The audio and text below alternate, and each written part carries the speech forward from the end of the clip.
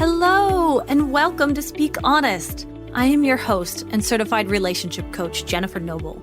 It has been my passion for over a decade to help women like you heal what's been holding you back from having the relationships you deserve. Are you struggling with a relationship where you can't seem to voice your emotions, needs, and boundaries without having it blow up in your face? Then you have found the right podcast, my friend. Get ready for practical tips, empowering truths, and honest conversations. Now, let's dive in. Hello, everyone, and welcome back to Speak Honest. On today's episode, I really wanted to dive into a concept with you all. We've had a couple of really great coaching calls and a listener's question. So I wanted to get back into just having a conversation with you where we peel back the layers of how we connect and relate. Today, we're diving into a topic close to many of our hearts, the intricate balance between needing others and maintaining our individuality. This episode is all about the dance of dependency in relationships and how our attachment styles, let's not forget what they are, secure, anxious, avoidant, and disorganized, and how all of these affect this balance. I want to do a quick refresher on all of the attachment styles in case anyone here is still a new listener. And so again, I'm going to say them: secure, anxious, avoidant, and disorganized. Each brings its own flavor to how we view and engage in dependency and independence within our relationships. So for example, anxious individuals may lean heavily on their partners, craving this closeness that they just have like a desperate need for. While avoidance, on the other hand, they really guard their independence, sometimes at the expense of intimacy. And let's be real, it's probably a lot of times at the expense of intimacy. But recognizing our attachment style offers insights into our approach to dependency. Understanding the line between healthy dependency and codependency is crucial in relationships. So let's look at this a little bit closer. Healthy dependency embodies a balance where there's emotional support, trust, and mutual reliance, fostering growth and individual strength. I like to characterize this by really seeing that it's about mutual respect, meaning each person's needs and boundaries are acknowledged and valued. So there's kind of a symbiosis that's happening here with the dependency, where you're both kind of noticing the things that you need and you're able to ask for them, but you're also able to say no and feel safe in doing that. The interdependence here as well is where the partners rely on each other while still maintaining their own identity and independence. Interdependence is one of the most important things we can really find within a relationship. And it's hard to be able to understand when we have interdependence and when we have a hyper independence or even a codependence. And so that's just something that we're all going to be working on. But also lastly, in the healthy dependency area, having a supportive growth, meaning both individuals really encourage each other's personal development and growth. So what does this look like? Right? What would this look like in a securely attached relationship? This is going to look like partners are feeling comfortable depending on one another because there's a foundation built of trust and openness.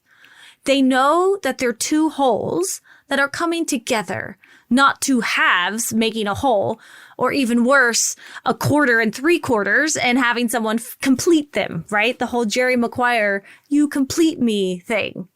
That's not exactly interdependence. It's a little bit more codependence when we say something like that. And in an insecure relationship, we can really see this happening a lot of times. So with the unhealthy dependency or codependency, as it's mostly called, this often arises from a place of insecurity and fear. You know, that fear, those wounds that come up with all of our attachment styles, the wounds of being not enough or unworthy, or that fear of being abandoned. All of these things can be really scary and cause this codependency. One of these ways is a loss of self. One or both partners sacrifice their own needs, desires, or identity to maintain the relationship. This happens a lot with people pleasers. This is something that happens when one partner gives so much of themselves to the other one. But then this is also how resentment can get built. This is when you'll hear, I did all of this for you and you can't even do this one thing. Well, that's kind of a loss of self. That's happening when you get enmeshed and you have a codependency happening. This happens a lot with anxiously attached individuals. But honestly, it happens a lot with avoidance as well, because an avoidant can sometimes give so much of themselves in the beginning of a relationship, and then immediately they just feel like they have a loss of self, and so they pull back really quickly. A big thing with the unhealthy dependency comes the fear of abandonment. And this is a big thing for anxious attachment folks. Anxiously attached folks really cling to their partner because this fear of abandonment just really elicits this massive somatic response inside their body.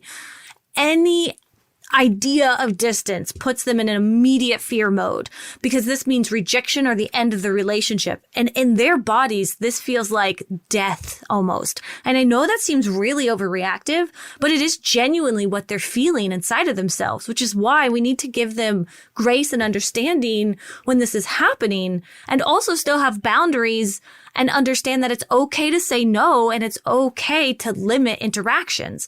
That's where the interdependence comes in. But on top of all of this, there's also an avoidance of intimacy. So on the flip side of the whole anxious thing, you get the avoidance or even the disorganized attachment that can cause a partner to pull away at the signs of closeness, mistaking independence for emotional detachment. So all of this stuff is really just an unhealthy dependency that's happening.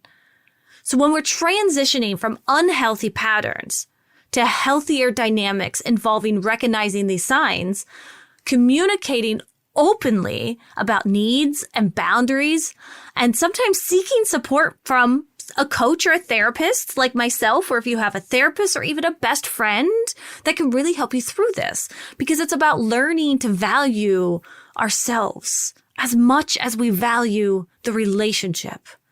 And it's about understanding that true connection thrives on honesty, respect, and the freedom to be oneself. Now, when we're trying to learn how to have this healthy dependency, we really need to find a harmony between the two, between dependency and independence. And this is just a really big key to learning how to navigate this. It starts with self-awareness. Really knowing your attachment style and how it shapes your relationship needs is key here, okay? Open communication about boundaries and support is essential. Don't hesitate to seek guidance from a relationship coach, best friend, therapist, or anyone to navigate these challenges. And I know I've said this before, but I think it's really important to hear because a lot of people think they have to do this on their own. But that's not what this is about. That's going into that hyper independence mode again.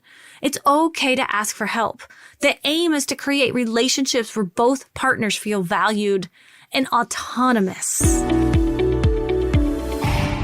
First, I want to talk to the anxious folks out there.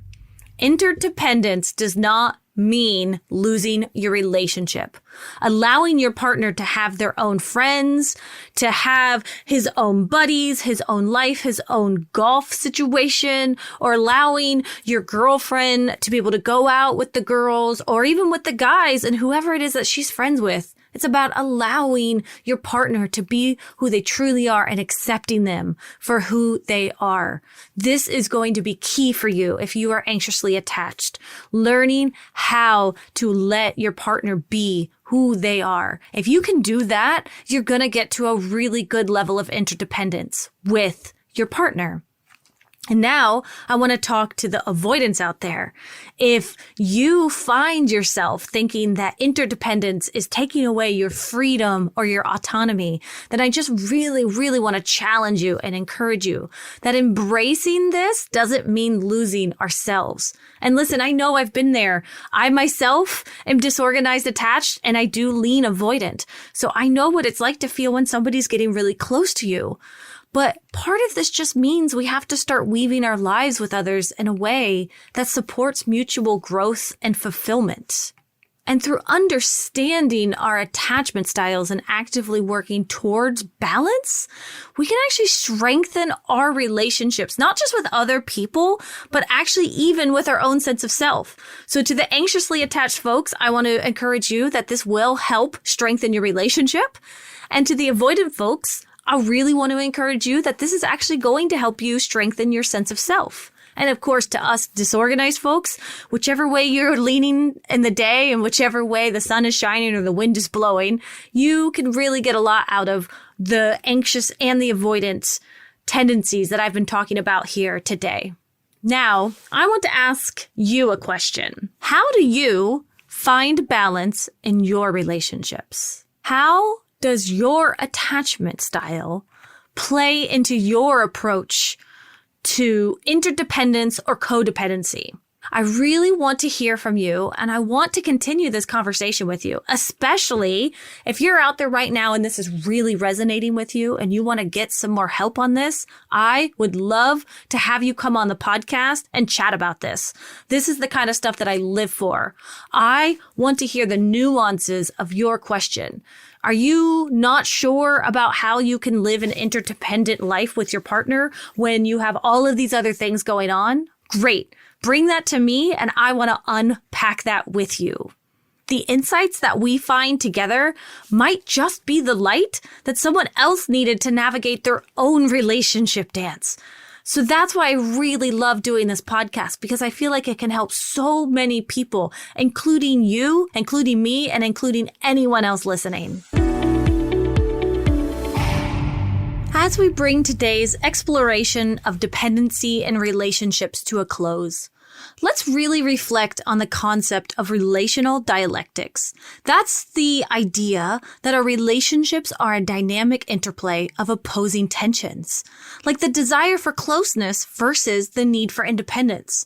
These two combating needs are very normal to have in a relationship. The theory of relational dialectics has been around for a long time, and there's even more competing needs within that we can dive into in future podcasts.